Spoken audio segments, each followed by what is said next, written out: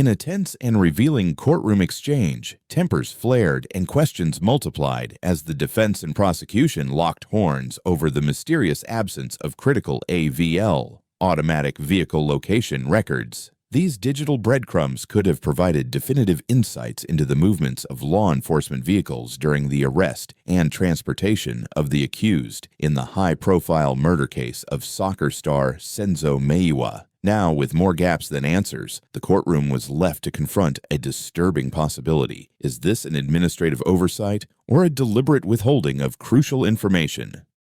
1. AVL data on SWAT vehicles not available. The court heard a startling admission. 4 SWAT vehicles deployed by the Ekerhuleni Metro Police in June 2020 were completely untraceable via AVL. The vehicles in question, an Audi A3, BMW 125i, Nissan NP 300, and an Isuzu double cab, had no digital tracking footprint whatsoever. According to an affidavit submitted by an official from the ICT department, 2 major issues contributed to this missing data. First, a supplier lock, a legal and technical restriction that prevented access to historical data during a period of contractual disputes. Second, a failure to migrate legacy data from the old tracking system to a new provider following a contract change in or after 2020. Without this migration, any information captured before the system switch was essentially lost, or at least inaccessible to current investigators. What makes this even more troubling is that these were not standard patrol cars. These were specialized SWAT vehicles engaged in the high-stakes arrest of suspects in a national murder case. Their movement records should have been preserved with utmost diligence. Instead, the vehicles are now digital ghosts.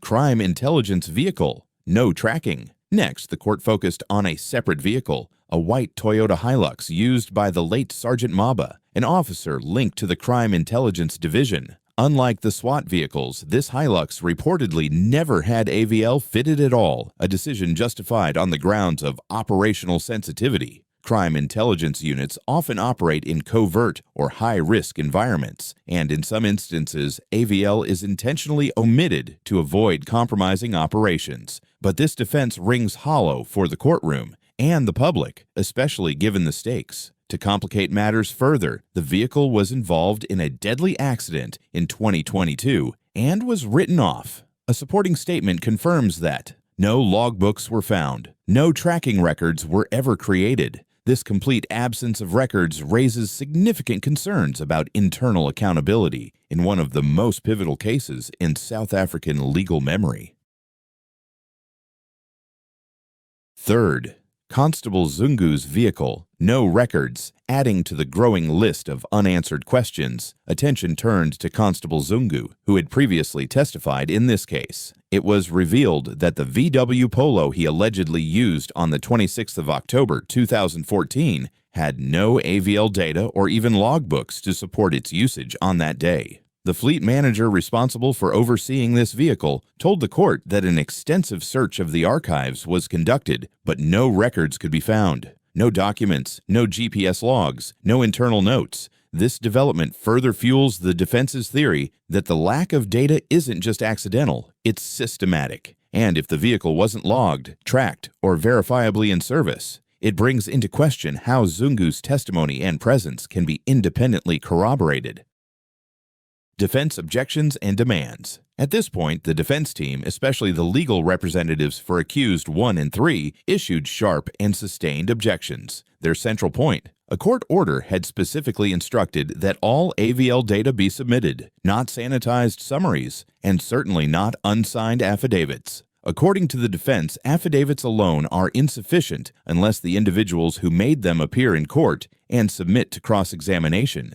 They argued that if any of the vehicles were leased from private suppliers, those companies may still hold original AVL data independently. The state has made no visible effort to retrieve AVL data from these third parties. There appears to be selective data availability, with some vehicles like the Toyota Fortuner fully tracked and accounted for, while others remain invisible. In the eyes of the defense, this inconsistency cannot be ignored. They imply that records may have been deliberately overlooked or withheld. The defense also warned the court not to accept paper evidence without the opportunity for live questioning. Defense's argument on fair trial. Perhaps the most critical assertion came during the closing moments of the day's proceedings. The defense emphasized that AVL data is not just technical detail, it is central to the issue of guilt or innocence. Knowing precisely which vehicle was where and when could make the difference between implicating or exonerating an accused person. For accused 1 and 3, they argue, this data could prove they were never near the scene, or reveal contradictions in the prosecution's timeline. Without it, their right to a fair trial is compromised. And in a country where wrongful convictions carry deep historical wounds, this omission resonates far beyond the walls of the courtroom. Closing summary. As the Senzo Meyiwa murder trial pushes forward, the courtroom is now shadowed by a cloud of digital uncertainty, missing AVL records, vehicles with no logbooks, affidavits from faceless officials, and a state seemingly unable or unwilling to produce verifiable tracking data. For the defense, this is more than incompetence. It could be a violation of constitutional rights. And for the public, it raises a haunting question.